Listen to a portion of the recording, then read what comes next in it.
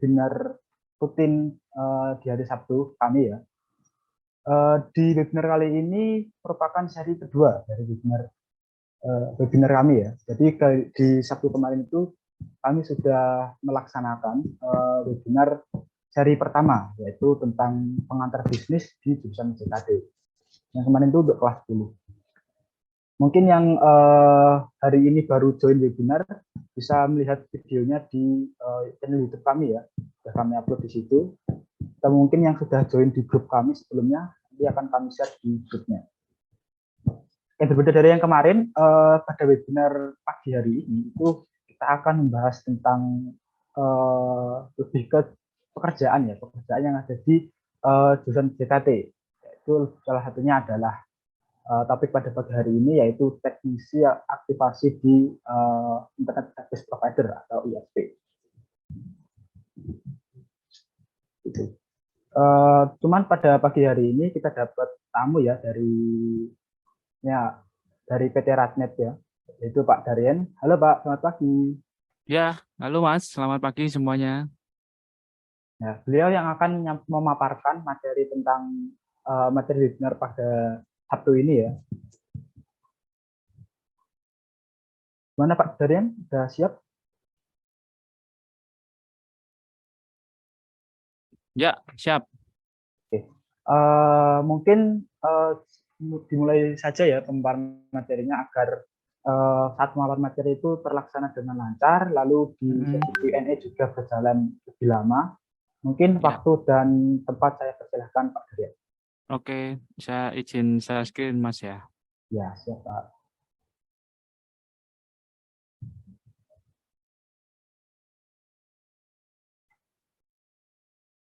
Muncul?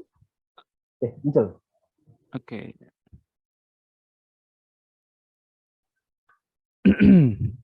Assalamualaikum warahmatullahi wabarakatuh. Selamat pagi semuanya. Terima kasih sudah hadir di webinar ini. Sabtu pagi, weekend kita belajar bareng nih.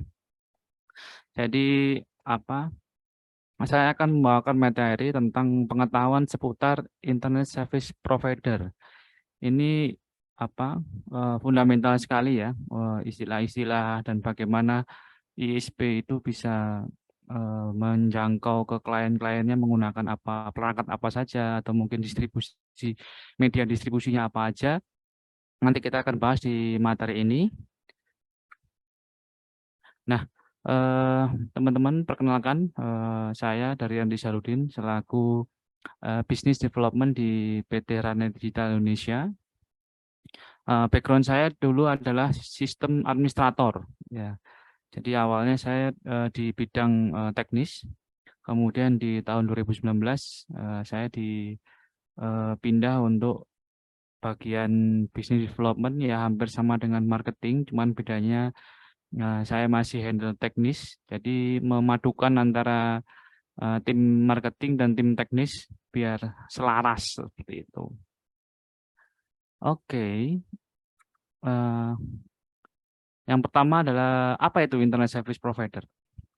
Nanti ada sesi tanya jawab khusus Mas ya, untuk pertanyaan nanti ya. Ya, oke. Maka saya bahas teorinya dulu ya. Teman-teman sekalian, Internet Service Provider merupakan perusahaan yang menyediakan layanan internet kepada kliennya ya.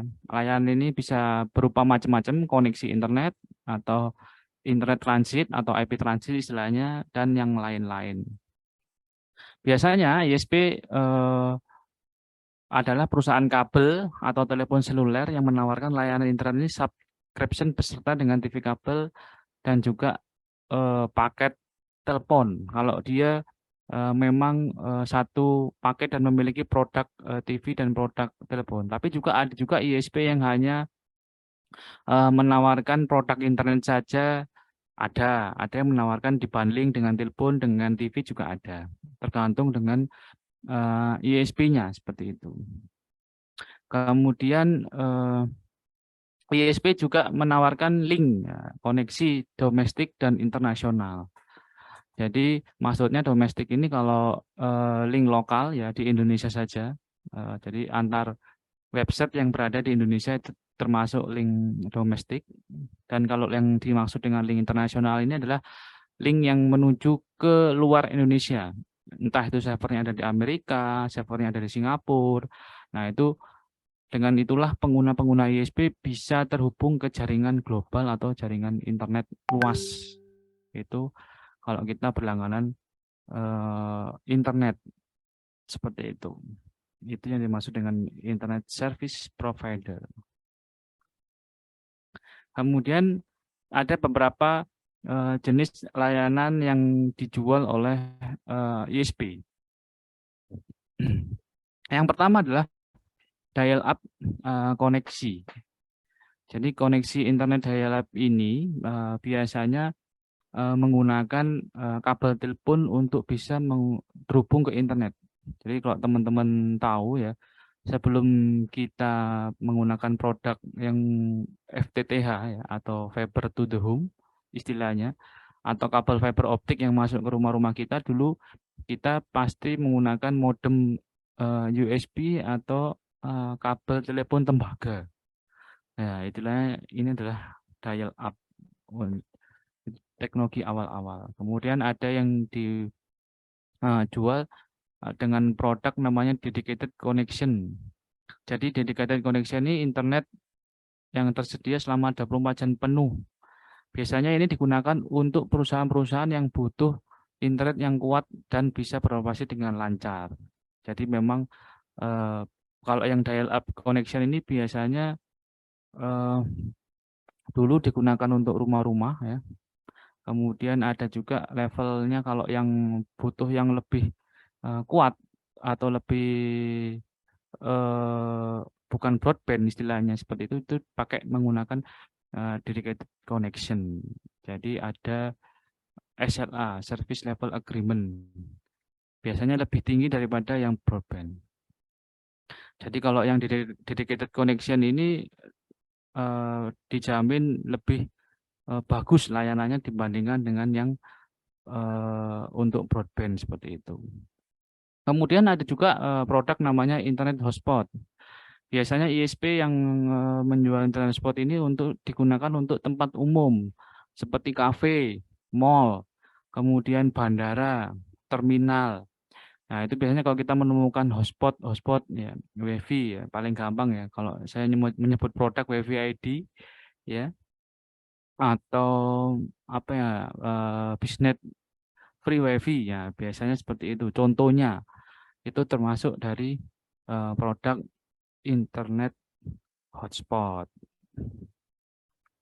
Kemudian ada juga produk namanya wireless connection.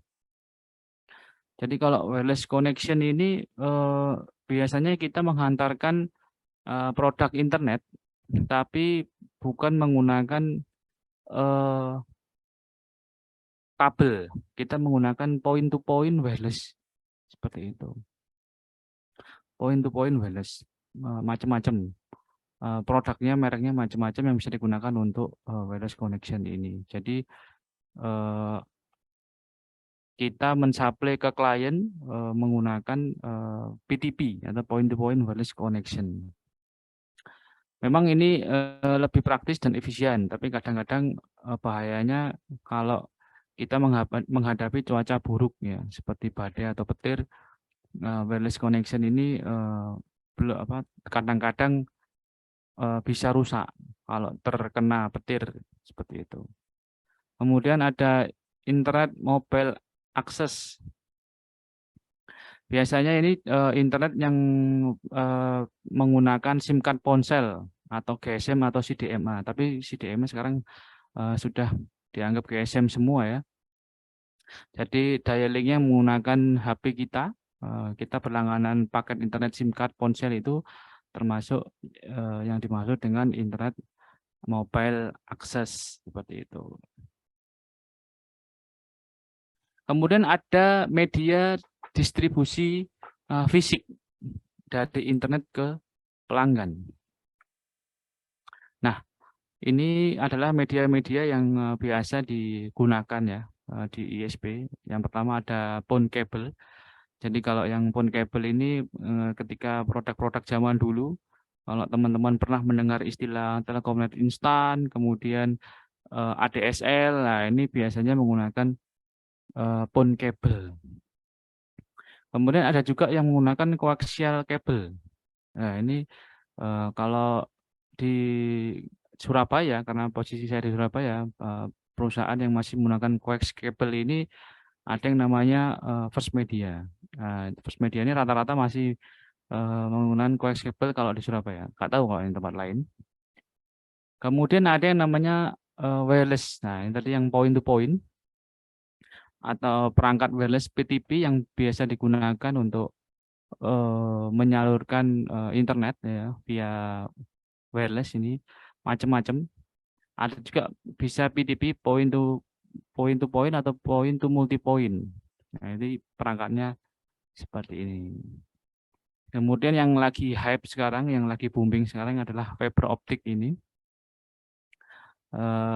Media ini digunakan bagi internet service provider yang memiliki layanan fiber to the home, ya. Jadi mereka punya infrastruktur ODP atau fiber optik untuk di jalan-jalan seperti itu. Ini biasanya menggunakan fiber optik dari titik ODP mereka atau tiang mereka menuju ke rumah pelanggan.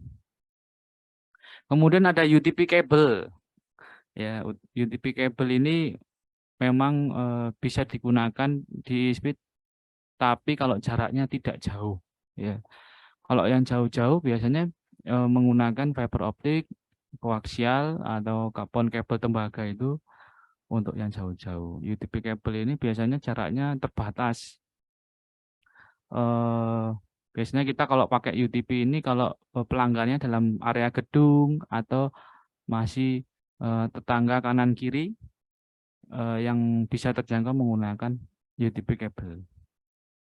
Kemudian ada juga seluler GSM, ini sebenarnya metodenya juga wireless, cuman memang berbeda frekuensi ya.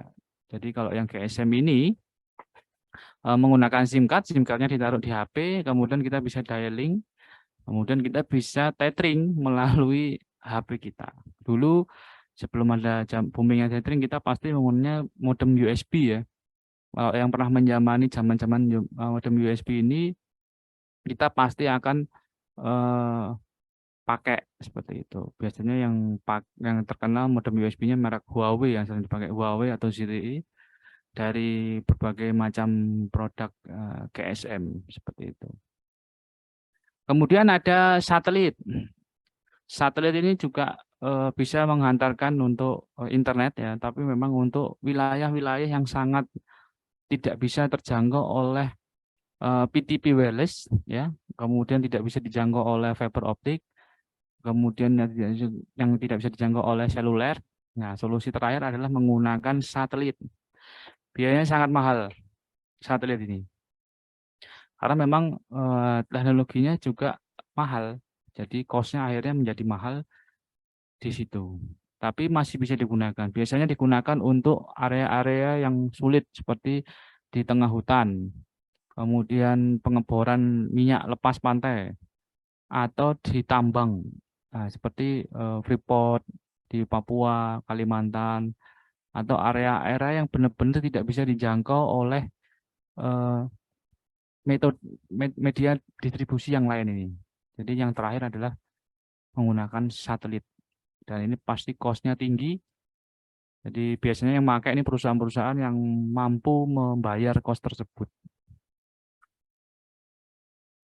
Oke, kemudian ada job desk ya, atau jabatan kerja pada ISP. Ini kemarin kita mendiskusikan ada teknisi aktivasi, provisioning, kemudian ada teknisi maintenance, infrastruktur engineering, kemudian ada staff network operation center. Tapi kita hari ini kita akan lebih ke teknisi aktivasi, seperti itu.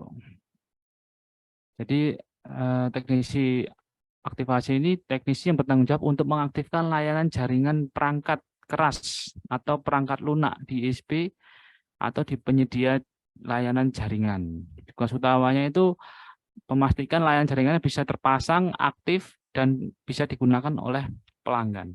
Jadi kalau teman-teman berlangganan internet,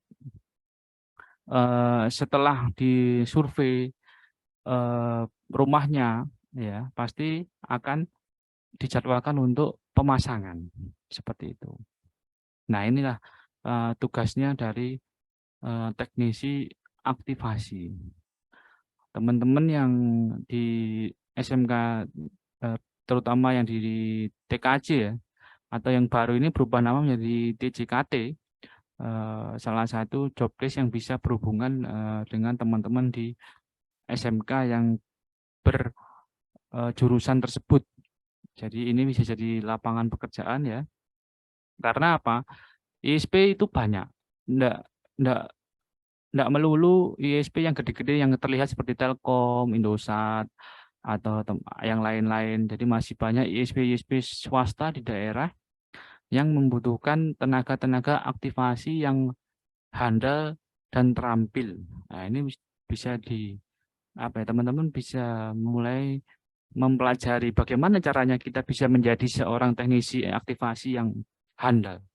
Jadi kalau teman-teman SMK setelah lulus atau mungkin sebelum lulus magang di ISP yang mau menerima, belajar dengan baik, lulus nanti bisa menjadi sebuah teknisi freelance ya. Jadi tidak terikat dengan, kalau mau terikat dengan sebuah perusahaan ISP yang membuka lowongan seperti ini ya boleh, mau freelance itu juga bisa. Seperti itu. Nah, ini bagan alur teman-teman job desk untuk teknisi aktivasi. Yang pertama pasti akan briefing awal ya. Jadi kalau di tempat kita di kantor saya, kita setelah info-info klien baru itu kita pastikan dia berlangganan. Nah, ini baru kita berikan work order atau perintah kerja untuk ke tim teknisi aktivasi. Mereka akan persiapan ya, kemudian pemasangan baru seperti itu. Kemudian kita akan cek apakah hasilnya bagus, monitoring, dan evaluasi akhir. Itu kalau di tempat kita, di tempat saya seperti itu. Kemudian ada juga SOP dari teman-teman yang menjadi teknisi lapangan,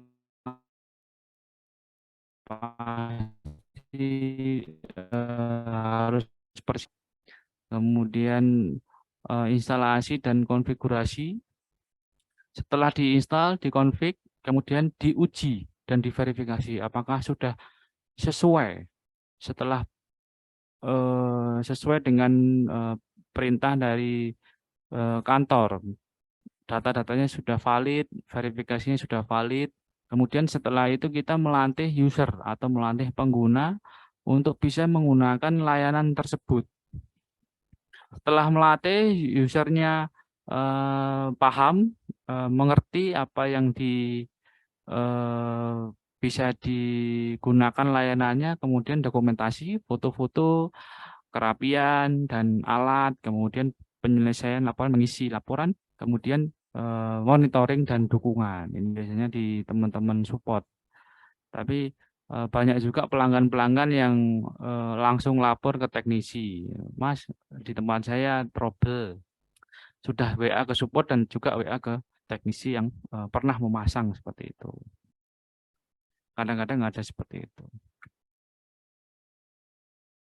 Sarana kerja. Jadi kalau teknisi aktivasi ini tergantung di pelanggannya atau kantornya mendapatkan klien apa. Kalau klien FTTH pasti kita menggunakan sarana kabel fiber optik yang kita pakai untuk FTTH. Jadi dari UDP kita splicing di sisi tiang UDP, kemudian kita tarik ke rumah, splicing di sisi rumah, aktivasi modem, kemudian bisa dipakai layanannya. Ada juga tembaga. Tembaga ini bisa koaksial, bisa UTP. Jadi kalau jaraknya dari tempat kita tidak jauh, kita bisa sambungkan dengan UTP ya. Contohnya misalkan di gedung. Jadi kita ada di kantor di Intiland Tower, kemudian kita mau narik dari lantai 6 kantor kita ke lantai 5. Nah, ini kan dekat. Jadi kalau kita menggunakan fiber optik itu juga terlalu dekat, akhirnya kita menggunakan tembaga. Tapi biasanya kita pakai UTP, koaksial jarang sekali kita pakai kalau di kantor saya di Ratnet. Kemudian pigtail ini adalah merupakan komponen dengan fiber optik juga. Jadi yang ke arah modem atau ke arah switch yang menggunakan fiber, pasti kita dari kabel ini fiber optik yang drop core ini pasti kita sambung dengan pigtail di sisi dalam ruangan. Kemudian konektor. Konektor fast konektor ini digunakan untuk fiber optik. Jadi ini tipe konektor fiber optik yang langsung dipasang atau dicolok. Kemudian ada RJ45 ini untuk untuk UTP ya. Ada yang Cat 5, ada yang Cat 6. Ini biasanya Cat 6 ini kita pakai untuk melayani klien yang sampai 1 Gbps ya. Misalkan dia berlangganan 1 Gbps menggunakan UTP, kita pasti menggunakan UTP yang RJ45. Kemudian untuk yang fast connector ini kalau fiber optik yang fast connector ini bisa dipakai, cuman apa ya? Ketahanannya itu kurang. Kadang-kadang dia bisa lepas sendiri karena mungkin terlalu lama nggak di maintenance, dia akan copot. Beda dengan konektor fiber optik yang di splicing menggunakan pigtail seperti itu. Jadi kadang-kadang kita jarang sekali kalau di kantor saya menggunakan yang fast connector ini. Tapi untuk butuh kecepatan dan murah, ya pasti menggunakan fast connector ini. Karena kalau kita splicing, kita perlu membutuhkan perangkat splicer yang harganya bisa jutaan, seperti itu. Kemudian ada bahan-bahan selain media tadi. Yang pertama ya motor. Motor ini tentatif ya, kita bisa pakai motor, bisa pakai mobil, tergantung perusahaannya. Tapi memang sekarang banyak teknisi-teknisi yang menggunakan motor karena biar bisa luas di jalanan, seperti itu, nggak macet. Kemudian ada tangga teleskopik ya, ini istilahnya adalah tangga teleskopik untuk biasanya untuk ke tiang ODP kalau yang menggunakan fiber optik, bisa juga untuk di indoor atau outdoor. Kemudian ada tang krimping yang untuk ngerimping UTP ke RJ45. Nah, ini yang dimaksud dengan splicer. Harganya bisa jutaan ini kalau menggunakan teknik yang splicing. Jadi menyambungkan dari kabel fiber optik yang luar dan bisa ke modem menggunakan pigtail tadi, itu harus di splicing menggunakan splicer. Atau juga dari drop core tadi langsung menggunakan fast connector ini juga bisa ya. Bisa digunakan dari yang fast connector ini dicolokkan langsung ke fiber optik yang ini, itu bisa. Cuman saya di kantor kami jarang sekali pakai itu karena kurang oke, hasilnya kurang bagus. Kemudian ada alat ukur yang biasa kita pakai untuk mengukur redaman dari hasil splicing fiber optik. Kita bisa menggunakan OPM, optical power meter, untuk mengecek seberapa besar redamannya. Kalau redamannya terlalu besar ya harus kita ulang dan mencari hasil pengukuran yang kecil. Jadi semakin kecil redamannya semakin bagus kalau menggunakan fiber optik. Kemudian ada LAN tester. Nah, ini kita pakai untuk yang klien-klien yang kita jangkau menggunakan UTP. Jadi kalau teman-teman yang menggunakan UDP. Setelah crimping, kita pastikan dan kita validasi menggunakan alat line tester ini agar yakin bahwa semuanya sudah terhubung dari pin 1 sampai pin 8 seperti itu. Kemudian ada modem. Modem ini kalau yang ini seri modem yang FTTH ya. Seperti itu. Ada juga yang modem yang lain yang dari menggunakan UDP, itu juga ada. Biasanya TP-Link atau yang lain-lain yang sering kita pakai, Tenda, terus Totolink ya. Nah, ini yang sering kita produk-produk yang sering kita pakai. Kemudian router. Nah, routernya ini macam-macam, tapi memang yang powerful dan murah. Ini kita menggunakan yang Mikrotik. Jadi kalau butuh limitasi, butuh pengaturan-pengaturan jaringan yang advance, pasti kita menggunakan router. Tapi kalau hanya cukup hotspot biasa atau WiFi sekedar muncul, kita cukup menggunakan modem. Tergantung layanan, permintaan layanan dari klien itu seperti apa. Oke. Kemudian ada urutan kerja teknisi aktivasi. Nah, yang pertama pasti kita satu, teknisi mendapatkan surat perintah pemasangan dari supervisor. Jadi dari tim, biasanya kalau di kita prosedurnya dari tim marketing sudah oke nih klien, ya kan? Kemudian kita pindah kita salurkan, kita kirim ke engineering. Kalau di tempat kami tim engineer biasanya istilahnya. Itu untuk mempersiapkan sarana, alat, dan bahan. Sudah siap semuanya. Lalu yang ketiga, kita berangkat ke rumah pelanggan dengan ketentuan layanan, respon time. Jadi misalkan janjian tanggal berapa, jam berapa, ya kita harus on time, seperti itu. Dan juga tetap mengikuti semua aturan yang berlaku, rambu-rambu lalu lintas, ya kalau berangkat menggunakan motor ya harus pakai helm, jangan lupa, pokoknya harus aman lah, seperti itu. Kemudian teknisi tiba di rumah pelanggan, teknisi mengawali komunikasi hanya senyum, sapa, salam yang sopan ya, karena memang kita adalah ISP ini penyedia jasa jaringan. Jadi ya kita harus sopan santun kalau ketemu klien. Kemudian kita mengonfirmasi surat tugas, ya, menanyakan apa betul melakukan langganan sambungan internet FTTH, apa betul alamatnya, apa betul pelanggannya, namanya, KTP-nya sesuai. Lalu kalau sudah sesuai, teknisi melakukan survei dari titik distribusi terdekat ke pelanggan. Ya, ini yang dimaksud seperti tadi, mencari titik UDP atau titik tiang kotak yang bisa kita tarik untuk ke arah pelanggan. Kita cari yang terdekat di mana, kemudian kalau sudah menemukan, kita instalasi. Jadi ditarik kabelnya dari tiang ke rumah. Tapi ya kita harus memperhatikan norma yang berlaku di masyarakat dan hukum yang berlaku. Maksudnya apa?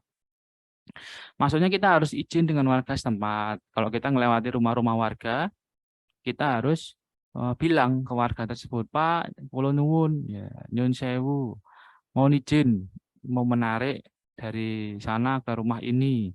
Karena nanti kadang-kadang ya teman-teman teknisi aktivasi itu harus ngelewati rumah warga, harus naik gentengnya rumah warga. Kalau bisa sih nggak sampai ke naik gentengnya rumah warga ya. Tapi ya tadi, karena kita melintasi rumah depannya itu kan kita perlu izin. Makanya kita perlu memperhatikan norma yang berlaku di masyarakat dan hukum yang berlaku. Jangan sampai kita merusak properti orang lain.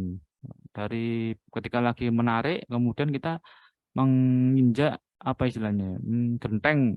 Contohnya genteng sampai jebol, sampai bolong. Nah, itu jangan sampai. Jadi kita harus bisa memperkirakan dan mohon izin ke warga sekitar untuk bisa menarik kabel tersebut. Entah itu fiber, entah itu UTP atau koaksial, nah itu prosedur izin ini jangan lupa pasti harus dilakukan seperti itu. Sudah selesai ditarik, sudah selesai di splicing atau dipasang atau di crimping ya.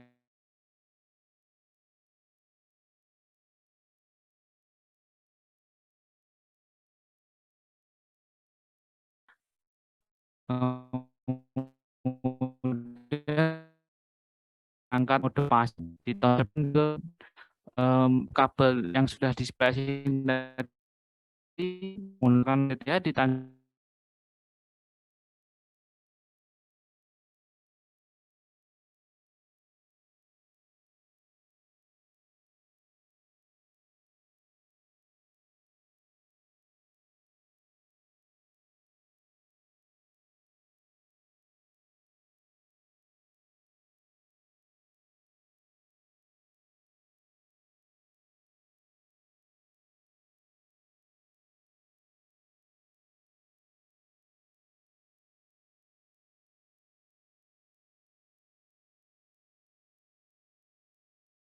Recording in sesuai progress. layanannya seperti itu. Kemudian kalau sudah selesai sesuai pelanggan oke, teknisi merapikan dan membersihkan sampah berkas pekerjaannya. Jadi ketika splicing tadi pasti akan ada potongan kabel, pasti ada potongan konektor yang gagal atau apa. Nah itu harus dibersihkan. Jangan sampai itu menjadi kotoran yang di tempat pelanggan dan itu akan apa ya mengurangi respect pelanggan. Tapi kalau kita bisa merapikan dengan bagus, oh iya sampahnya dibuang lagi ya itu menjadi catatan khusus. Ya. Kemudian setelah bersih oke, teknisi menjelaskan kembali informasi mengenai operasi perangkat, tata cara perawatan, ya, tips mudah jika ada trouble. Jadi teknisi juga perlu mengedukasi pelanggan. Kalau terjadi error gini Pak, coba di restart dulu modemnya ya. Nanti kalau tidak berhasil, itu baru lapor ke support. Ya. Kalau di tempat kita di Ratnen ada support WA, WA support ada. Jadi sebelum ke WA support kita tes dulu sendiri. Nah, teknisi itu harus bisa memahamkan hal-hal seperti itu. Informasi mengenai pengoperasian perangkat, tata cara perawatan, tips mudah jika terjadi trouble ke pelanggan. Jadi ini bisa pelanggan bisa mandiri jika ada trouble. Mungkin modemnya ngehang, kan simpel ya. Atau mungkin kabelnya kurang nyolok, powernya rusak, powernya tidak nyolok ke sumber listrik. Nah itu tim mungkin end user bisa mengidentifikasi mandiri dulu sebelum lapor ke support. Jadi setelah tahu, oh ini masalahnya modemnya ngehang, saya restart sendiri lancar, oh ya sudah, nggak perlu support menangani. Tapi kalau wah Pak, ini ternyata setelah saya restart terus lapor ke WA support atau ke nomor support, modemnya saya restart tidak nyala kembali. Oh ya sudah, berarti teknisi harus terjun ke lapangan untuk mengganti modem tersebut. Seperti itu. Cuman kalau errornya trouble-nya simple dan teknisi bisa memahamkan kliennya untuk troubleshooting mandiri, nah ini bagus. Jos itu. Kemudian setelah menerangkan atau mengedukasi klien tadi, teknisi minta tanda tangan, jangan lupa tanda tangan pelanggan, surat berita acara. Fungsinya apa sih berita acara ini? Oh ya, jadi kalau kita ada sesuatu, kemudian ada komplain, nah kita juga menunjukkan, oh kemarin sudah dipasang sesuai dengan berita acara ini. Seperti itu. Jadi kita punya bukti, oh untuk ke kantor, untuk ke pelanggan, bukti sudah dilakukan pemasangan baru. Seperti itu. Form berita acara istilah atau surat berita acara istilahnya. Kemudian teknisi berpamitan dengan pelanggan. Oke, selanjutnya. Nah ini jenis-jenis CPE yang biasa kita pakai. Jadi ONT atau ONU ya. Kalau yang menggunakan fiber to the home FTTH, fiber optik. Jadi di sini ada EPON, ada XPON. Kemudian ini yang wireless CPE untuk point to point tadi. Jadi ini radionya, kemudian ini ada antenanya. Jadi kadang-kadang ada produk yang dijual terpisah. Hanya ngejual radio saja atau radio wireless saja tanpa menjual antenanya. Ada yang sudah jadi antena dan wireless jadi satu, nah, tergantung produk-produknya. Kemudian ada modem router WiFi. Jadi kalau yang pelanggan-pelanggan yang menggunakan menggunakan UTP biasanya langsung ke WAN ya. Jadi kalau teman-teman taruh WiFi yang ada link WAN-nya UTP ya itu seperti ini bisa dicolokkan seperti itu. Kemudian bisa internetan setelah konfigurasi dialing dari settingan ISP-nya biasanya seperti itu. Oke, terima kasih. Mungkin itu sebagian besar yang bisa saya jelaskan tentang teknisi aktivasi di sebuah internet service provider, Mas. Tim Aksepit dan rekan-rekan sekalian. Oke, Pak Darian, Ya. terima kasih atas materi yang disampaikan. Mm-mm. Mungkin dari teman-teman ini sudah ada beberapa yang tanya ya, Pak. Ya. Ini banyak. Oke, dari yang atas saya sebutkan, Pak ya. Oke, di sini ada Pak dari Bapak atau Mas ini ya, dari Ditya Rama. Oh ya. Mas ya. Mas Saya Ditya kenal Rama ini. ya.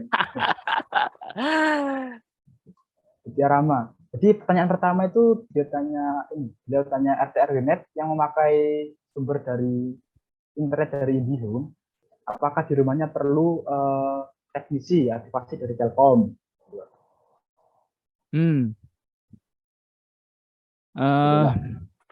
Sebentar, saya mencoba memahami pertanyaannya. Berarti teknisi aktivasinya bukan dari ISP-nya ya, Pak? Kalau pakai RTW-NET. Lah terus kalau teknisi Telkom di RTW-NET tujuannya apa, Pak? Di RTW-NET yang sudah jalan. RTW-NET. Kalau ngomong RTW-NET ini izinnya dulu bagaimana? Kalau RTW-NET-nya sudah punya izin, biasanya dia akan bermitra dengan ISP yang memiliki izin jual kembali.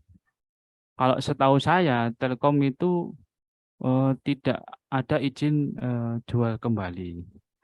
Terus kemudian misalkan ada teknisi Telkom di RTW ini tujuannya apa, Pak? Nah, itu juga saya nggak tahu. Ya, karena apa? Begini, kalau di peraturan dari Kominfo, saya lupa peraturannya di pasal apa ya. Jadi kalau teman-teman mau cari itu peraturan jual kembali, mitra jual kembali ISP untuk RTW-NET itu mereka harus memakai seragam yang sesuai dengan ISP-nya. Jadi misalkan ada logo ISP-nya. Seperti itu. Nah, kalau teknisi Telkom di RTW-NET, nah itu mungkin bisa ditanyakan ke teknisi Telkom tersebut. Mas ini kok ikut masang ngapain, Mas? Atau mungkin dia freelance ya di tempat itu, ya, saya juga kurang tahu. Cuman prosedurnya, jadi kalau ada mitra RTW-NET itu pasti mitra tersebut harus menggunakan seragam yang misalkan dia punya produk sendiri RTW-NET, Desanet Oppo, Desanet apa, kemudian ada logo ISP utamanya yang menjadi mitranya. Nah itu pasti pakai seragam seperti itu. Nah kalau ada teknisi Telkom yang ikut di RTW tersebut, saya tidak tahu. Saya belum tahu maksudnya gimana seperti itu. Ya mungkin itu yang bisa saya jawab, Mas, untuk yang pertanyaan dari Mas Ditya Rama. Oke, jadi istilahnya kayak reseller juga ya? Iya, Kemungkinan. reseller. Betul, reseller. Karena memang kalau RTW ini diatur oleh pemerintah itu adalah mitra jual kembali. Jadi semua infrastruktur yang digelar itu adalah yang menggelar adalah ISP-nya. RTW-nya murni hanya jual kembali saja. Seperti itu. Oke, saya Oke. next dulu. Ya. Semoga menjawab. Itu Pak. Kalau saya next lagi ada pertanyaan dari Pak Ahmad Anwar ya. Jadi pertanyaan begini Pak, untuk menjadi teknisi aktivasi selain ijazah, apa saja portofolio sertifikasi yang perlu dipersiapkan?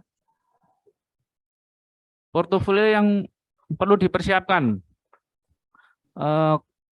Sekarang yang paling banyak dibutuhkan itu adalah splashing. Ya, hampir anggota ISP saya juga di APJI Jatim. APJI Jatim adalah Asosiasi Penyelenggara Jasa Internet Indonesia wilayah Jawa Timur. Kita di wilayah Jawa Timur itu ISP itu ada 160 ISP dan pasti pada punya mereka memiliki produk FTTH semua. Jadi selain teman-teman juga bisa ngerimping ya portofolio keahlian dulu. Saya ngomongin keahliannya dulu ya. Dia bisa ngerimping, dia bisa nyeting router untuk internet di klien, dia bisa setting splashing ke fiber optik, dia bisa pasang fast connector. Itu perlu secara hard skill.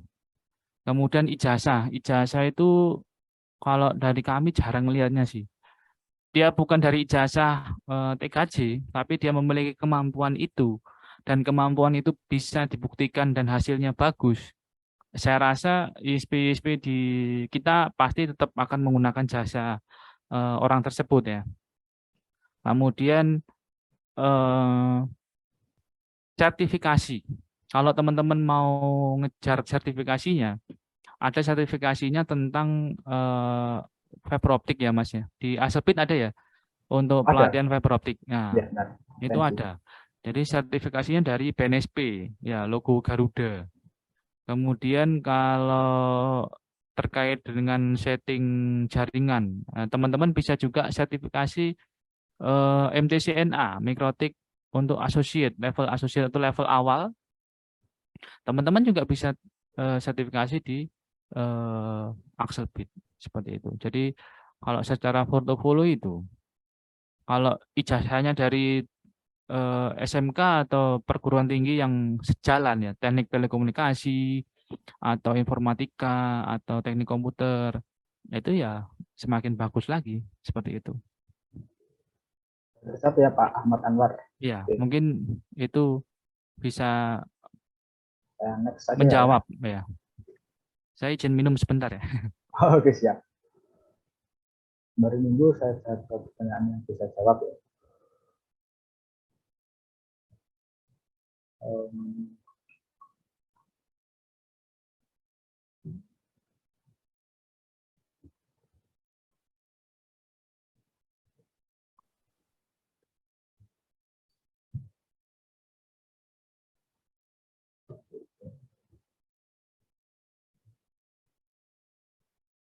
Oke, kita lanjutkan Mas. Oke, kita lanjutkan Pak ya. Ya. Oke, dari Pak Ruli Setiawan, pertanyaan lagi Pak. Apakah ada pengganti OLT jika pakai fiber dan biar tidak mahal gitu Pak? Pengganti OLT. Pak Ruli sudah bermain FTTH Pak. Jadi memang apa ya? Kalau kita bermain FTTH, OLT itu perlu Pak. Fiber itu saklek. Kalau kita pakai FTTH ya. Karena apa? Konverter fiber optik ke LAN itu bukan termasuk FTTH. Istilah FTTH itu pasti perangkatnya menggunakan OLT. Mungkin saya tak share screen ya, boleh nggak? Siap. Contoh konverter FO.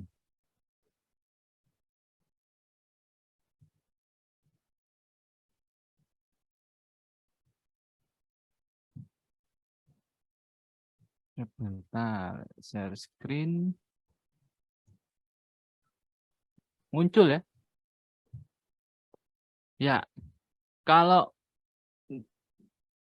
mahal menggunakan OLT, ya bisa pakai ini. Istilahnya adalah converter FO LAN to FO, ya, fiber optic to LAN. Tapi ada kelemahannya juga. Kenapa? Kalau kita punya 50 klien, berarti kita menyediakan 50 kali 2, kan sepasang ini. Ya, itu kita akan ribet di kabel. Jadi kabelnya akan banyak, akan menumpuk, dan ya jatuh-jatuhnya juga maintenance-nya lebih ribet. Lebih mudah ketika teman-teman misalkan punya FTTH, jaringan FTTH di kampungnya atau RTWNet seperti itu, ya pemain RTWNet, saya sarankan ini apa pakai OLT. Karena kalau kita pakai konverteran seperti ini di atas 50, itu sangat ribet sekali. Misalnya kita ada 1000, berarti ada 1000 kabel masuk dari tempat ruang server kita ke klien-klien kita. Bayangkan, ya. Bayangkan Telkom segede itu, ya, pakai konverteran seperti ini, mensuplai seluruh Indonesia. Kira-kira bagaimana ribetnya? Ya, itu. Nah, beda dengan OLT. Nah, kalau OLT kan seperti ini. Topologinya bisa di sini, bisa dipecah-pecah. Jadi kita mau ini ada hitungannya juga sih, seperti itu. Tapi secara topologi lebih enak ini ya, seperti teman-teman yang lihat kalau ada ODP-nya Telkom, ya ada ODP-nya dari ISP lain, ya tinggal ditarik dari ODP ke apa rumah-rumah warga. Mahal, Pak. Ya memang bisnis ISP ini modalnya gede, balik modalnya lama. Seperti itu. Makanya kalau hitung-hitungan kasar ya, kita harus berani rugi. Ya. Harus berani bakar duit seperti itu. Ini nggak cocok untuk yang pengusaha-pengusaha yang pengen balik cepat, ini nggak cocok. Karena apa? Hitungannya lama, balik modalnya lama, modalnya gede. Itu yang perlu saya infokan ke rekan-rekan ya, kalau mau bermain dengan FTTH ya, RTWNet. Belum lagi ngurus izinnya. Ya. Izinnya itu macam-macam. Ada izin ke Kominfo, ada izin ke PU. Kalau misalnya gelar kabel, istilahnya ada Jartaplok, Jartaptup. Izinnya itu kalau di telekomunikasi di Kominfo itu macam-macam. Nah, makanya RTW ini daripada gelar sendiri, mending bermitra dengan ISP yang memiliki program mitra. Karena apa? Biar ISP-nya yang ngurus izinnya. Teman-teman tinggal jual aja kan gini. Itu sih. Tapi kalau teman-teman mau, saya siap Pak ngurus semuanya, saya siap, sak duit-duit, sak uang-uangnya saya ready. Enggak apa-apa. Gasken, oh ya, itu. Tapi ya tadi modalnya besar, baliknya lama, ya. Karena dia, makanya pertanyaan Pak, ada yang lebih murah dari OLT. Kalau pakai sudah mau main OLT Pak, ya duitnya harus gede Pak, seperti itu. Enggak bisa kecil. Seperti itu. Oke, semoga menjawab Oke, Pak Ruli Pak Setiawan. Ruli Setiawan. Kasih Pak Ruli. Iya. Lanjut, ini namanya Anonymous Fans ini. Iya, dari Mas Anonymous. Jam kerja teknisi ISP jam berapa saja Pak? Kalau internetnya putus jam 12 malam, apakah bisa datang cek? Tergantung layanannya dulu. Ya, kalau layanan broadband atau layanan rumahan FTTH rumahan, itu jam 12 malam ya tidak akan kita datangi. Karena itu merupakan prioritas kecil. Ya, broadband itu prioritasnya kecil. Layanannya kecil. Kenapa kok kalau kita ngelihat kayak Bisnet, Telkom, kalau timnya ada, ya bisa datang malam itu juga. Tapi kalau malam biasanya mereka akan jarang, ya. Kecuali layanannya adalah dedicated connection. Nah, tadi kan ada di materi itu ya, dedicated connection.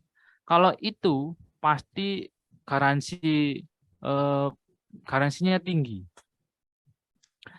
Jadi kalau ada putus jam 12 malam, putus jam 3 pagi. Contoh kliennya adalah kalau di kita itu adalah TPS, Terminal Peti Kemas. Ya, itu pelabuhan ya. Itu enggak boleh putus.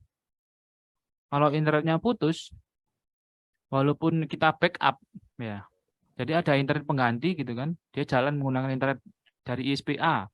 Yang putus ini Ratnet ISPB. Ya kita tetap harus jalan ke sana, harus datang malam itu juga. Karena kalau sampai backupnya juga, misalkan tadi backupnya mati, gitu kan, terus tidak ada internet sama sekali, kapal itu tidak bisa sandar. Tahu kapal gede, tanker-tanker itu ya, mereka tidak bisa sandar ke pelabuhan karena mereka tidak bisa izin.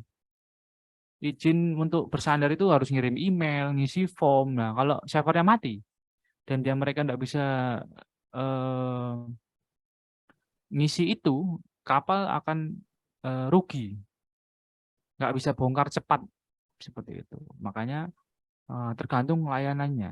Kalau layanannya dedicated connection itu pasti cepat. Jam 12 malam mati, ya. Jam 3 pagi mati, teknisi tetap ada yang berangkat seperti itu. Tapi kalau yang broadband ya itu ditunggu. Oke, kita jadwalkan besok pagi Pak ya. Pasti akan seperti itu. Dijawab seperti itu oleh support. Ya, semoga menjawab untuk Mas Anonymous. Oke, Pak. Lanjut di Pak Rizky gitu, Jaya. Ini pertanyaan fundamental ya. Di SP kan penyedia internet. Pertanyaan saya, internet dari mana? Apakah SP itu membuat sendiri, lalu disebutkan pelanggan? Gitu. ISP kan penyedia internet. Pertanyaan saya, internetnya dapat dari mana? Apakah ISP membuat internet sendiri dan disebarkan di pelanggan? Mohon maaf kalau pertanyaan kurang jelas. Oke. ISP dapat internet dari mana? Ya, kita kulak internet. Istilahnya adalah kita kulak ke NAP. NAP. Sebentar. Istilah NAP kepanjangan dari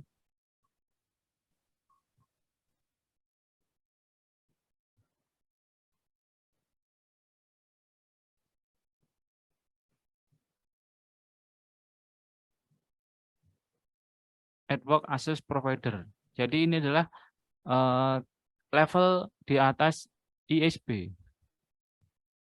Setelah sebuah ISP ketika membutuhkan koneksi, kita harus beli dari NAP secara izin ya. Kita harus beli dari NAP. Siapa NAP itu? Macam-macam. Level Telkom itu punya NAP, punya retail. Indosat juga punya NAP, punya retail. XL juga punya NAP, punya retail. Bisnet punya NAP, punya retail. Seperti itu. Misalkan kantor saya, Ratnet. Kita pernah beli internet ke Indosat, pernah beli internet ke Moratel, pernah beli internet ke yang sekarang adalah MRP, Multi Rancana Prima.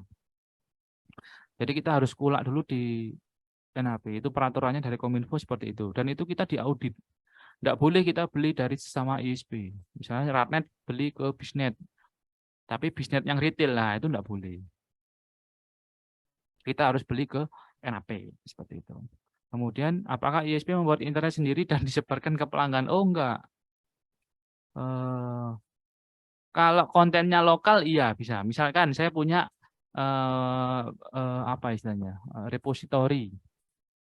Kalau di Linux kita bisa bikin repository sendiri terus kita sebarkan ke klien kita. Nah, itu bisa. Tapi itu bukan termasuk internet global. Kalau kalau dibuat internet global juga bisa, tergantung ISP-nya. Bisa juga dibuat link domestik, bisa dibuat link global internasional. Misalkan saya buat repo itu terus diakses dari Amerika, bisa kalau saya buka. Kalau hanya saya buka untuk klien-klien saja, dan rata-rata klien saya di Indonesia, di Surabaya, Bandung, Jakarta, ya itu baru kita istilahnya membuat konten sendiri seperti itu. Semoga menjawab Mas Rizky Wirajaya. Next dari ini Pak Muhammad Jihaluddin ini. Kalau ini Pak, saya tidak akan jawab detail di sini. Ini suruh ikut anu aja, sertifikasi, training ini. Ya, saya tidak akan jawab secara detail, karena saya nggak handle langsung di lapangan seperti itu. Jadi mungkin ini yang ini bisa kita skip dulu ya. Skip dulu. Ya. Pak. Ya. Ini. Lanjut di ini Mas Anonimus lagi. Di tentang Contoh topologi topologi di di Indom gimana Pak ya? Waduh, saya enggak tahu. Yang tahu itu adalah Telkom. Karena itu produknya Telkom. Tapi kalau topologi FTTH banyak di internet. Teman-teman bisa searching seperti itu. Dan setiap perusahaan punya standar sendiri-sendiri ya. Oke, semoga menjawab. lanjut di Pak Ismet Lubis yang pertanyaan. Pak, Mau ya. kalau kita mau setting jarak jauh, itu gimana ya? Misal dari gedung A ke gedung B, tapi kita perlu datang ke gedung B, kita tinggal setting gedung A saja, perlu datang. Ini tidak hemat. Masang di atas gedung. Itu yang perlu dipastikan adalah izinnya. Apakah sudah punya izin untuk masuk ke gedung tersebut? Ya, karena apa? Ini kalau ngomong gedung ya. Kalau ngomong rumah sendiri beda ya. Kalau rumah pokoknya tuan rumahnya oke, tapi kalau gedung itu banyak izinnya. Macam-macam, izin ke engineering, izin ke security ya. Jadi pastikan dulu izinnya sudah dapat, baru bisa nyeting. Kalau kita mau nyeting dari gedung A ke gedung B, tapi kita nggak perlu datang ke gedung B, tinggal setting dari gedung A aja, ya nggak bisa. Kalau kalau wireless point to point antar gedung seperti itu, ya harus dua sisi. Ada yang di sisi A, ada yang di sisi B. Karena apa? Kita harus nyeting yang jadi akses point siapa, yang jadi klien siapa, station, yang jadi AP siapa, akses point siapa yang jadi. Misalkan A-nya adalah akses point, B-nya adalah apa? B-nya adalah station, dan itu perlu nyeting bareng-bareng dan perlu mengatur sinyal gitu kan. Karena kalau kita setting point to point wireless itu kita ada istilahnya adalah pointing. Pointing sinyalnya harus bagus. Nah, itu perlu dua sisi. Satu sisi. Ya bisa satu sisi, cuman akhirnya bolak-balik ke kanan, ke kiri seperti itu. Ya, semoga menjawab.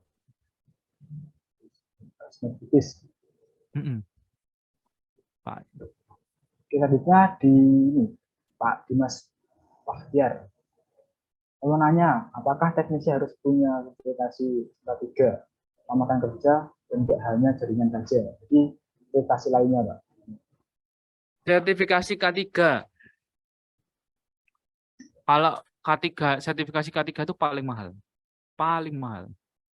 Ya.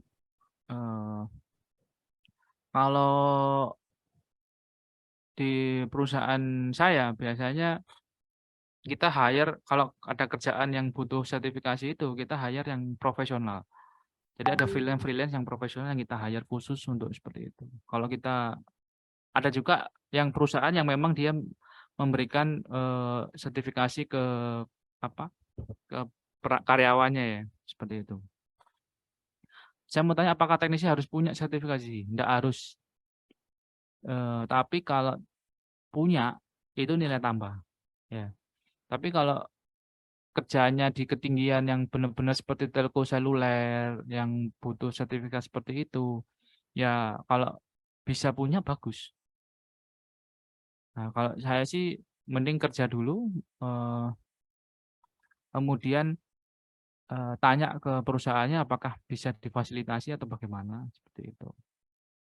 Kalau yang teman-teman yang memang pekerjaannya suka naik-naik ke atas tower ya. Oke. Kemudian masih menunggu Mas Iqbal, kayaknya putus ya.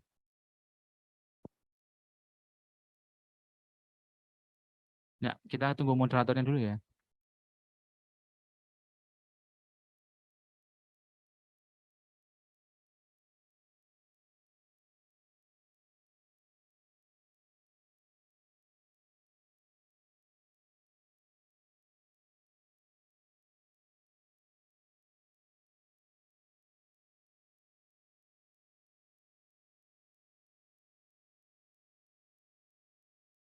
Cek sudah masuk Mas Iqbal? Ya, sudah masuk. Untuk pertanyaan tadi sudah dijawab ya, Pak? Ya, yang Dimas Baktiar ya. Sudah. Mohon maaf Pak, tadi ada sedikit kendala dengan internetnya. Ya. Aman. Berarti udah terjawab Pak ya. Sudah terjawab. Kita next di Mas Ariel Fakih. Ini untuk Pak Sugi sendiri ya. Jadi ada lowongan untuk PKL tidak Pak? Kalau iya gimana? Untuk lowongan ya. Jadi kalau untuk lowongan itu kami ada, cuman untuk saat ini belum ya. Saat ini belum ada. Terus ini kalau iya, di mana kantor eksekutif Jawa Timur?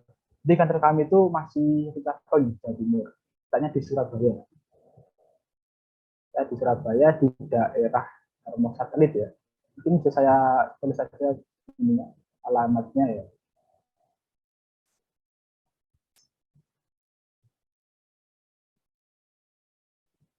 Ini mungkin bisa saya tanya aja, indeks saja Pak ya. Di ini Mbak atau Mas ya, Nabima Raihan Mas Nabima Raihan. Pertanyaannya adalah, Pak, saya pernah konflik OLT ZTE buat salah satu ISP. Terus buat mempermudah teknisinya, saya menginstal NetHuman. NetHuman biar teknisi aksesnya GUI. Teknisi itu aksesnya GUI. Kebetulan ya. Jelas sekarang ada project config OLT Huawei. Saya config juga masih CLI. Kalau LT Huawei GUI-nya pakai apa ya Pak? Buat mempermudah ISP-nya. Jadi LT Huawei itu kan ini dijelaskan kalau masih CLI. Jadi ini tanya LT Huawei itu ada yang versi GUI atau tidak? Oke. Huawei ya? Ya, nah. Bentar.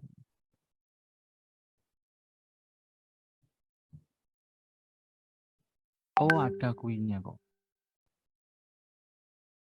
Kalau apa? Biasanya kalau kita beli resmi ke vendor-vendor yang memang sudah dianggap sebagai distributornya Huawei, mereka punya aplikasi istilahnya kayak NMS-nya seperti itu. Kalau di tempat kita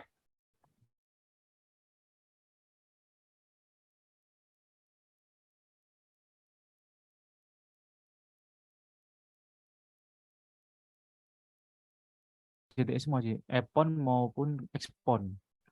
Jipon juga, Jipon, Epon, Xpon.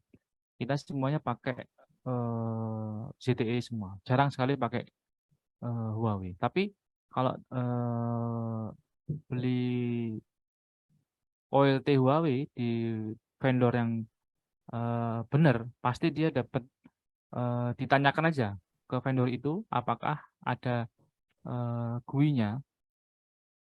Jadi untuk mempermudah. Jadi termasuk support after sales gitu kan. Apakah hanya beli barang aja ya? Kalau di Taurus ya, Taurus kan juga ada panduan menggunakan perangkat ini kalau ada teman-teman belian seperti itu ya. Nah, jadi untuk Mas Nabi Marehan, coba ditanyakan dulu ke vendornya siapa yang beli Huawei-nya itu, ya. Atau bisa googling cari solusi. Karena biasanya itu add-on.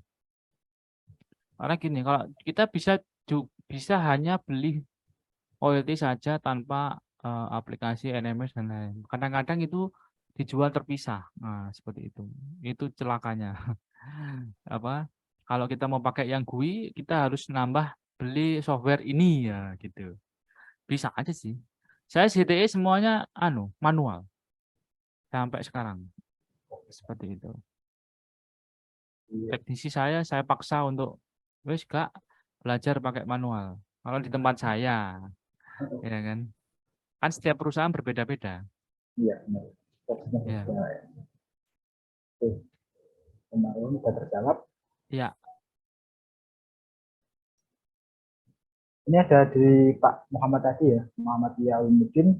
Hasil rekaman webinar yang diadakan oleh Fikri bisa kita lihat di mana ya Pak? Ada linknya. Nah untuk hasil rekamannya itu bisa dilihat di YouTube. Untuk webinar seri pertama kemarin sudah diupload di YouTube ya. Jadi mungkin kalau sudah join ke grupnya bisa saya share di situ atau mungkin bisa teman-teman share di teman-teman asal share di kolom komentar, kolom chat nanti. Gitu.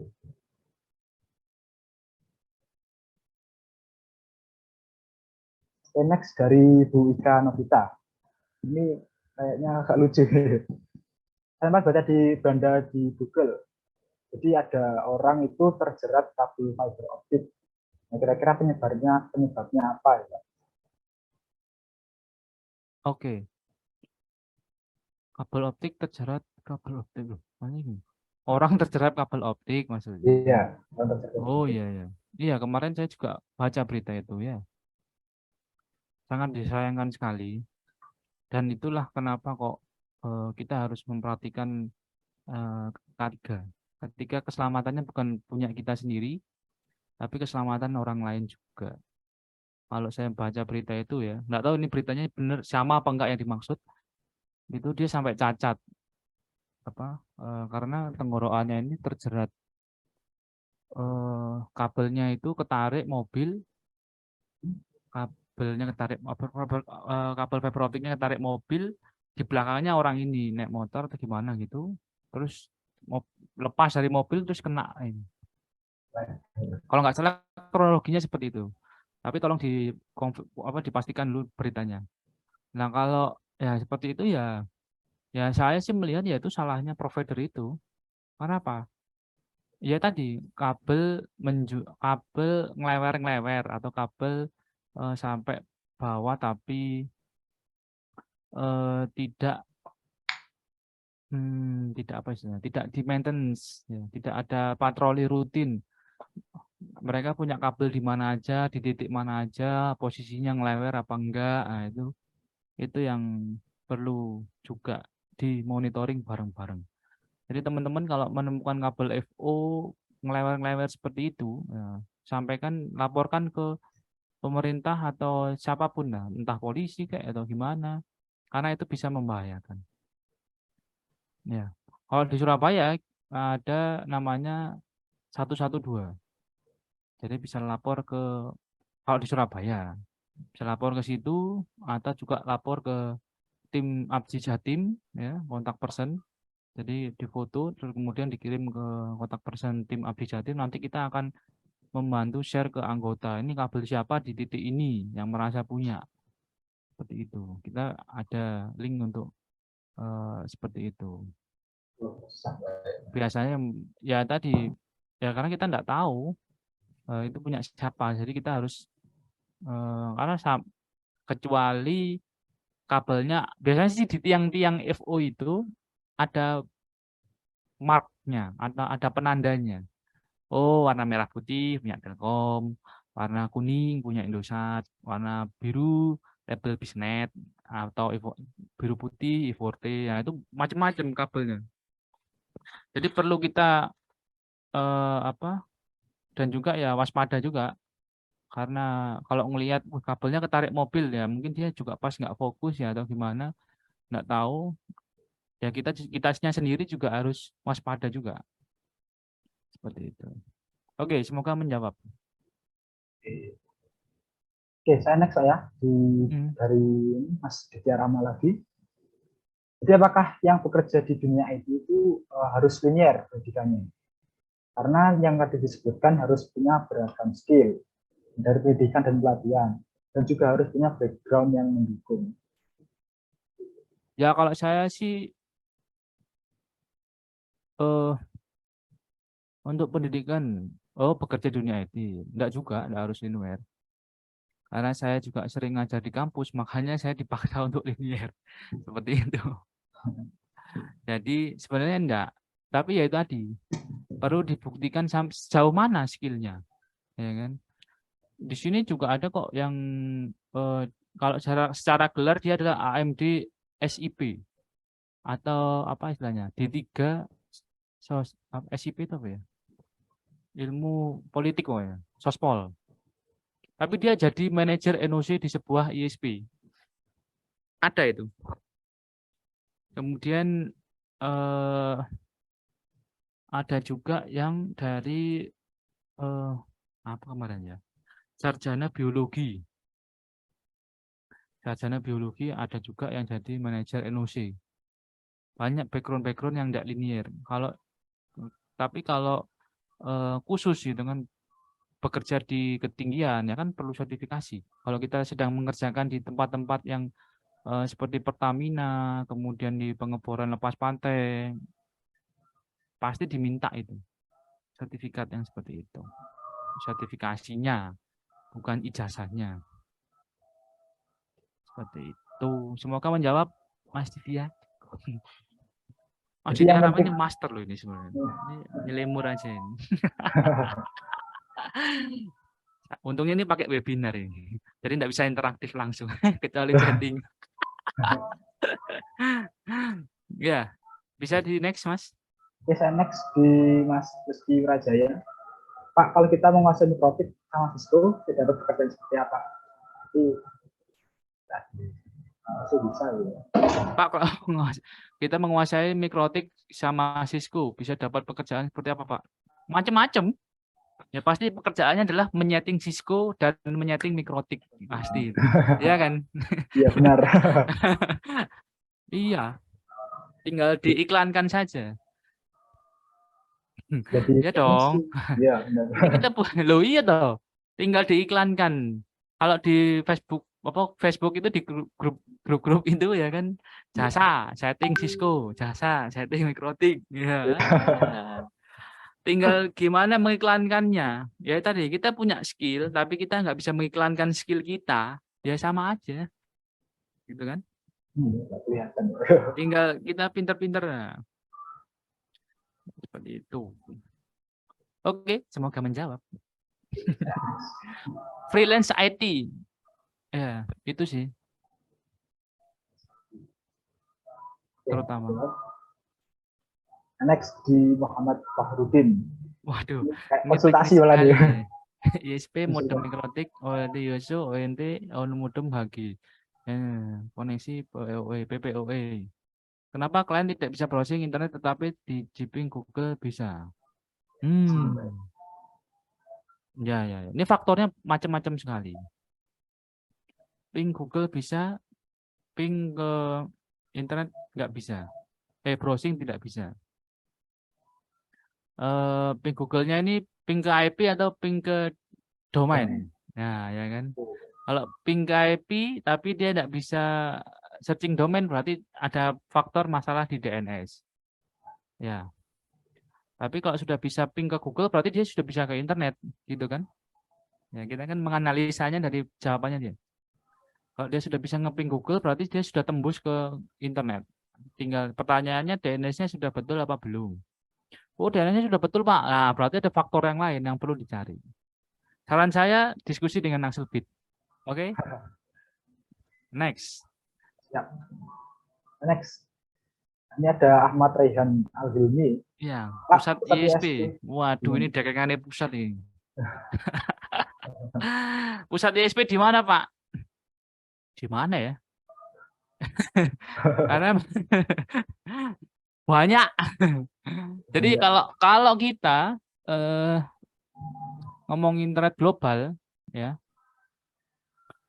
ISP di Indonesia itu ada 1.200 ISP sekarang di bawah APJI. Maksudnya yang bergabung di asosiasi APJI ya. Jadi datanya adalah terakhir itu 1.200 sekian di seluruh Indonesia. Seperti itu. Kalau ngomongnya pusatnya di mana ya enggak ada. Semuanya karena topologinya adalah ya kita bisa lewat dari mana aja kan begitu. Kalau misalkan nih Jakarta Surabaya mau lewat jalur selatan bisa, ya kan? Mau lewat jalur utara bisa, ya kan? Tergantung kabelnya. Seperti itu.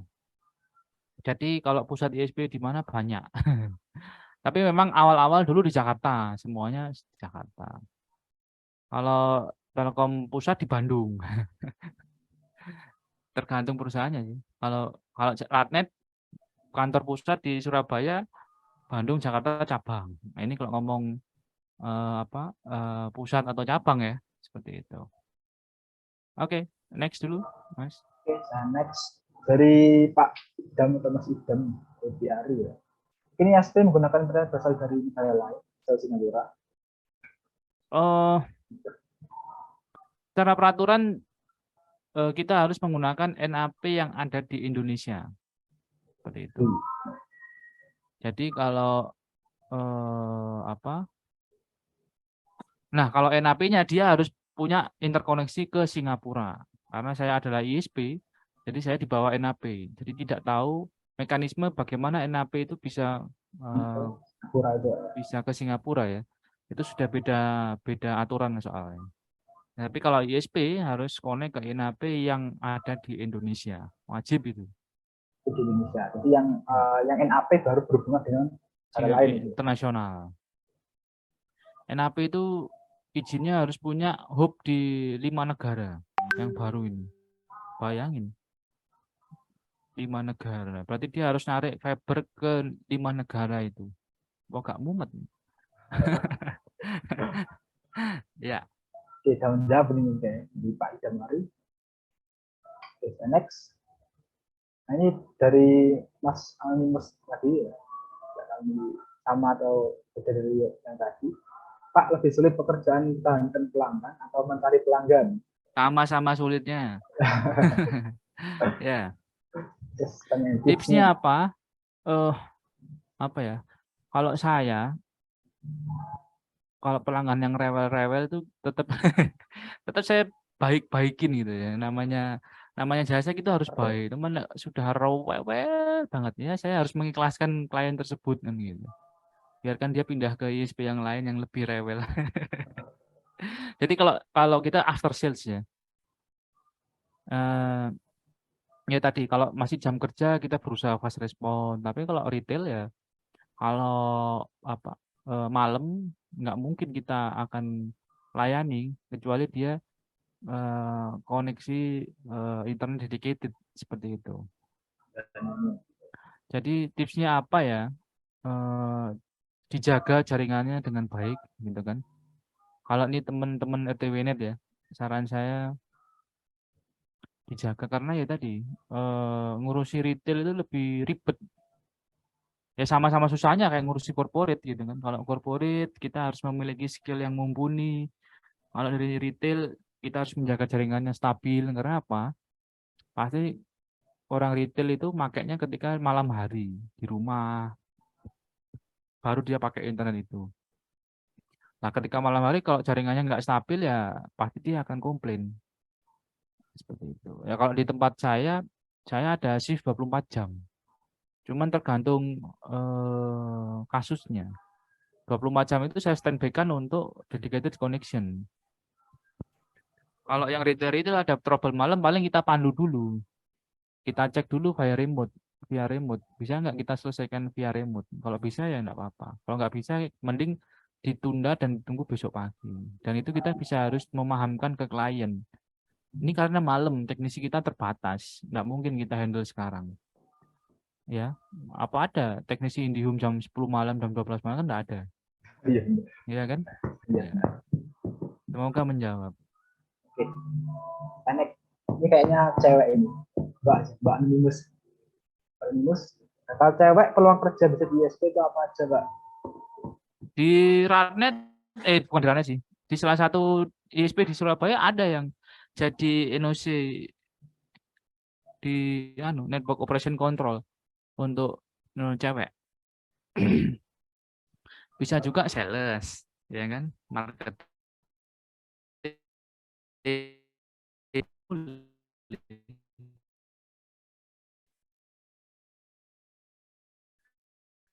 Karena kan TKC kan ceweknya ya, yang saya lihat sih. Cuman ya tadi, saya belum pernah menemukan anak magang cewek yang sesangat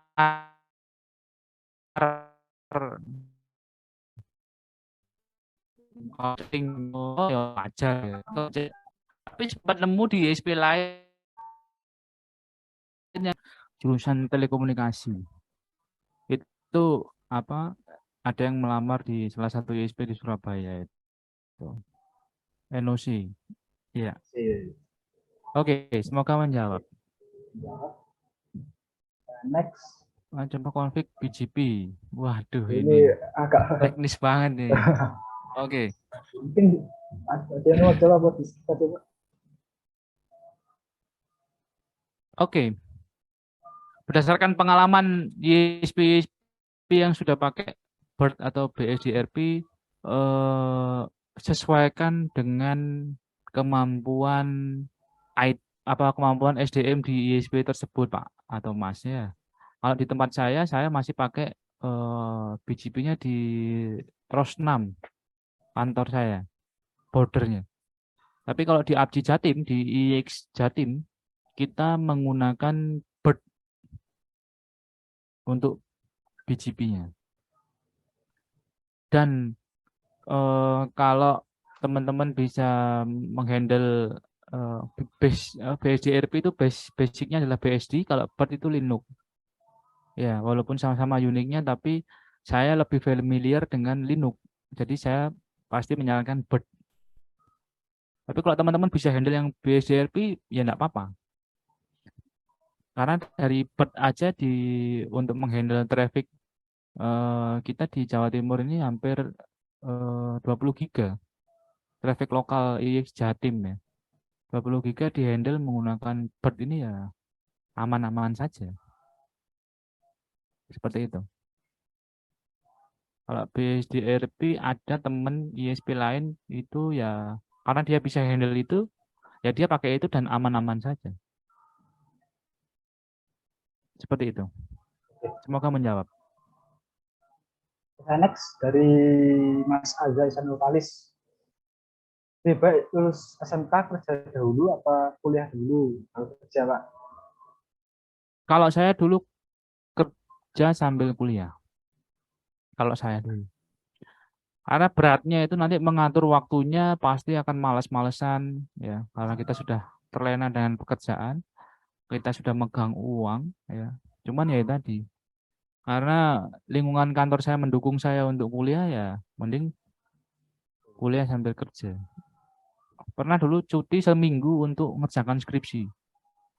Karena ya itu, saya enggak kuat. Tak sambil kerja, ngarap skripsi bisa mumet nanti. Makanya berat itu. Tapi boleh dicoba kalau berani. Ya. Kerja dulu baru kuliah. Manajemen waktunya harus bagus dan manajemen mental. Oke, next. Menurut Pak Darian, unggul mana SFP dan media converter FO to UTP? Waduh. Ini guru saya ini. Pak Dedi. Unggul mana SFP atau media converter FO to UTP? Sekarang saya tanya dulu Pak, budgetnya berapa? Karena kalau pakai harganya beda jauh. Ya. Jadi kalau budgetnya minim, pakai FO to UTP sudah cukup. Ya. Tapi kalau untuk yang link-link yang krusial, contohnya untuk di kantor saya di ISP ya, saya pasti pakai SFP. Tapi ada juga klien yang pakai FO to UTP tapi merek konverternya yang mahal ya. Contohnya kalau tahu teman-teman tadi lihat HTB itu murah. 1 giga yang gigabit itu 200 ribuan udah dapat sepasang. Tapi saya tidak mungkin pakai itu untuk klien yang corporate.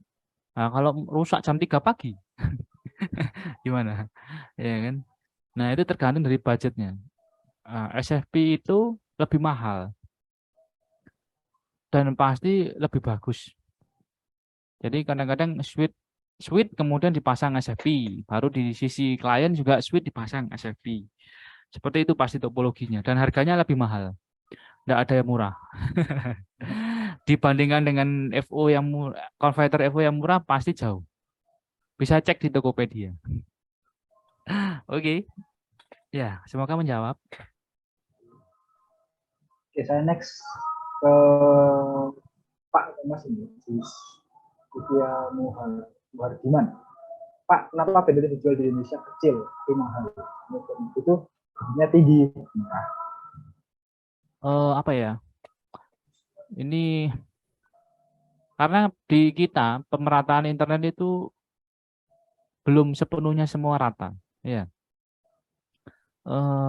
Asal teman-teman tahu aja, kalau di WVID yang gratis-gratis itu sudah tinggi sebenarnya, 10 Mbps, 20 Mbps ya. Cuman memang kan tempatnya kan terbatas. Beda dengan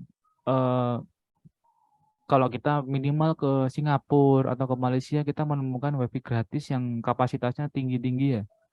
Ya, karena itu tadi pemerataan internet di kita belum maksimal.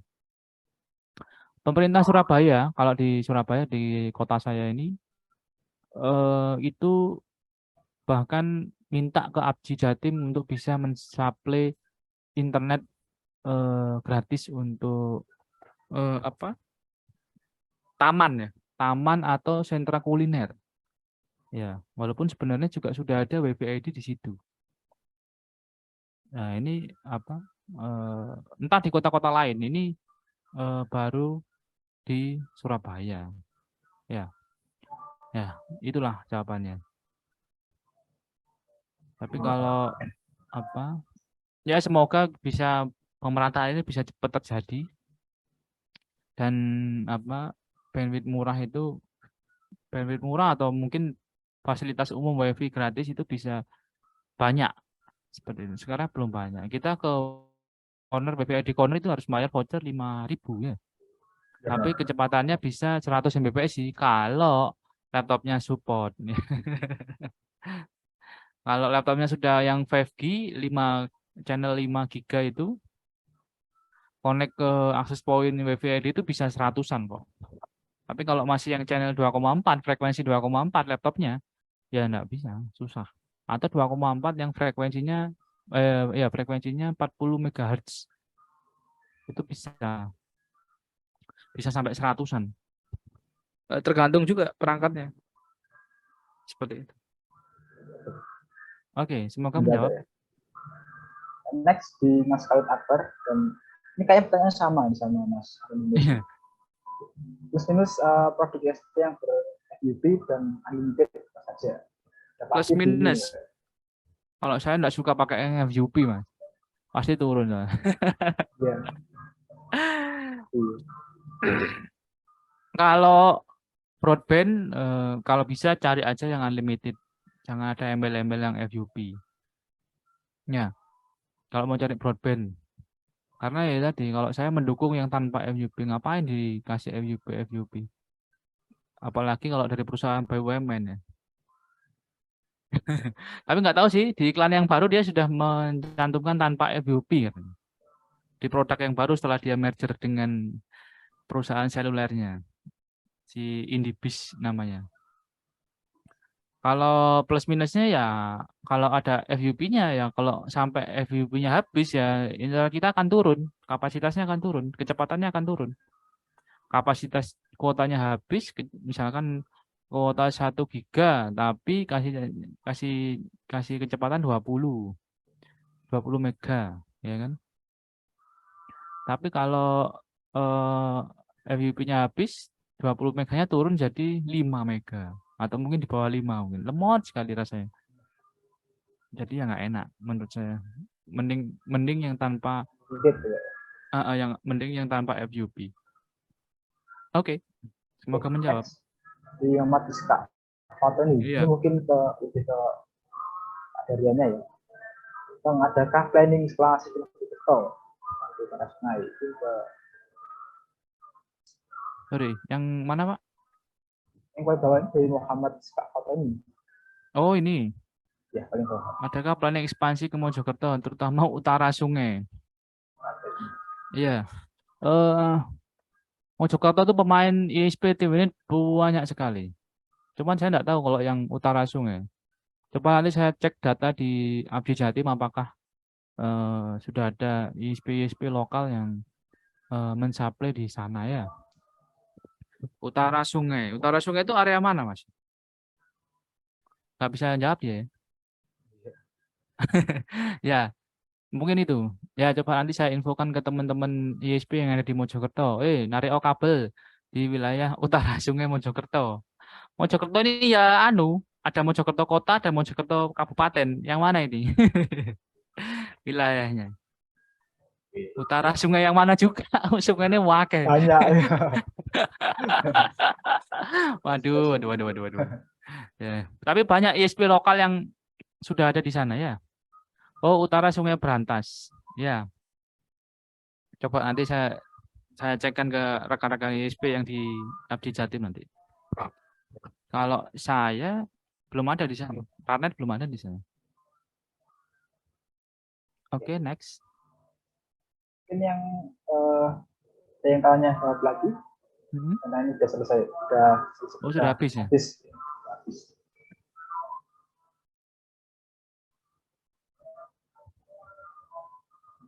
Nah, ini ada butuh live FO, Mas Iqbal ya. Ini bisa dikontak nih Pak Iya ini. Jadi Ranet merekomendasikan lab FO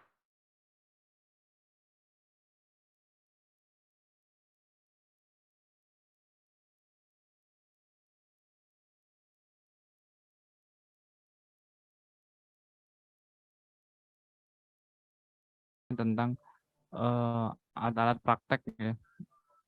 Yang ini. Karena kalau saya harus menyusun materi silabusnya sendiri di perusahaan, enggak cukup waktunya. Jadi kita berpartner dengan Angsepit, tim Angsepit akan membuatkan kurikulum dan lain-lain. Misalkan butuh partner kerjasama dengan ISP bisa Ratnet, ya. Kemudian trainer FO, kemudian K3. Nah ini bisa dengan Angsepit nantinya. Oke, semoga bisa menjawab Pak Ya. Ngapunten Pak Ya. Oke, kalau sudah ada pertanyaan, saya mau share screen ya. Ya.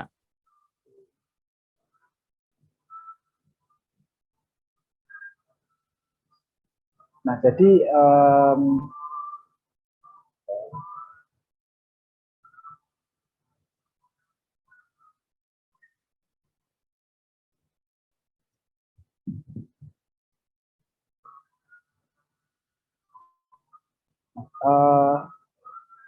jadi untuk materi yang dijelaskan Bapak Darian tadi tentang teknis aktivasi ya, itu sudah tercantum di portal kami. Jadi kami punya portal, dalam portal itu ada berisi materi-materi atau istilahnya kurikulum kami lah untuk pembelajaran PJKT. Sudah ada banyak ya. Jadi untuk portal kelas ini itu dikhususkan untuk siswa. Jadi kalau ada bapak guru yang siswanya ingin sekolahnya lah ingin mempunyai kurikulum dari kami itu sudah tersedia semua di IT Class ini. Ada banyak ya dari IT Business yang kemarin kita bahas di sini ya di webinar hari pertama. Ini materi yang tadi itu ada di sini. Ini definisi aktivasi. Nah di sini sudah ada materi-materi ya, materinya kita bisa buka contoh di pengantar jabatan kerja ya.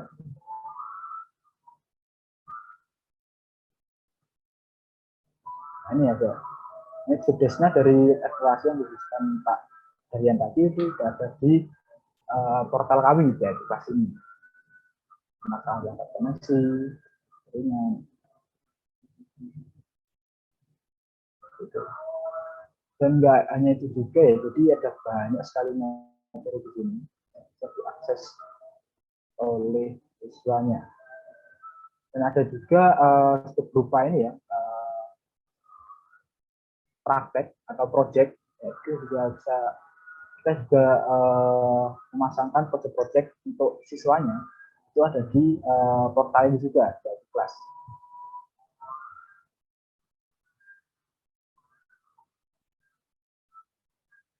Nantinya di aplikasi ini juga ada yang namanya sertifikasi lisensi ya. Jadi ketika seorang siswa itu sudah dapat menyelesaikan materi, nanti di akhir materi akan ada sertifikasinya, sertifikatnya akan muncul sertifikat dari Axelfit sendiri.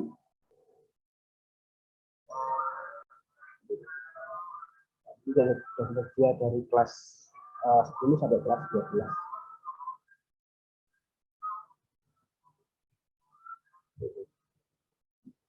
Dan di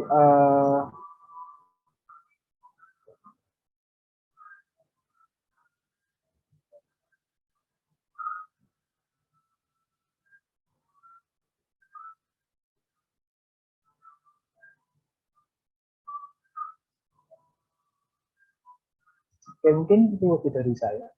Mungkin ada pertanyaan lagi dari teman-teman pesertanya.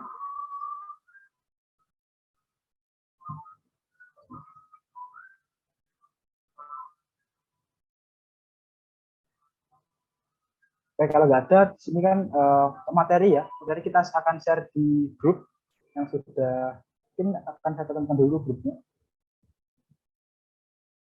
Saya carikan ini dulu.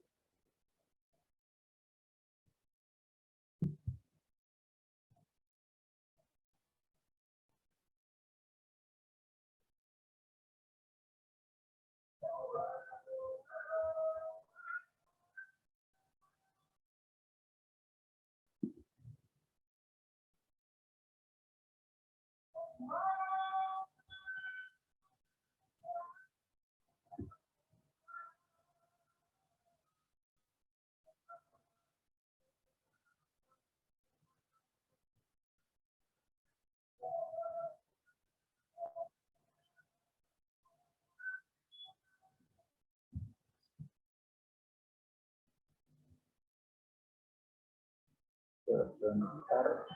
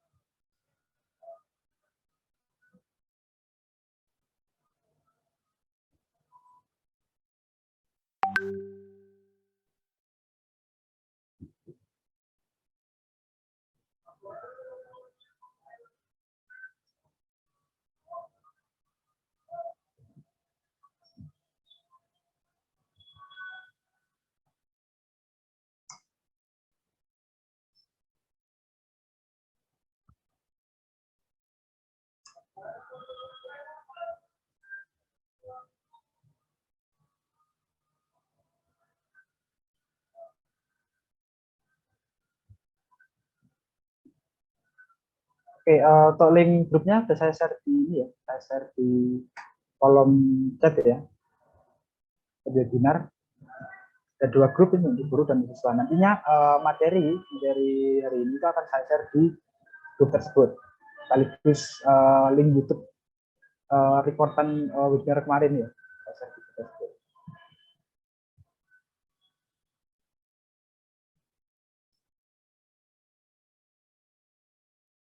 Silahkan.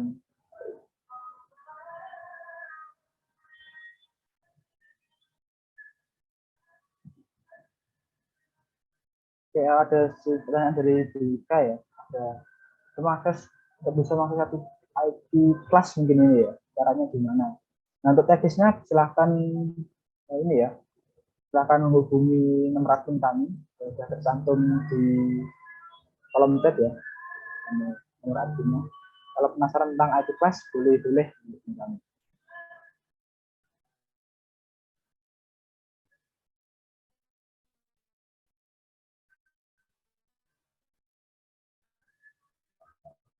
Mungkin kalau tidak ada pertanyaan lagi, ini juga sudah saya share ya, jangan membaca. Kalau ada pertanyaan lagi, mungkin bisa saya akhiri ini ya. Saya akan sampaikan. Semoga materi ini bermanfaat bagi teman-teman siswa maupun guru yang join di webinar hari ini.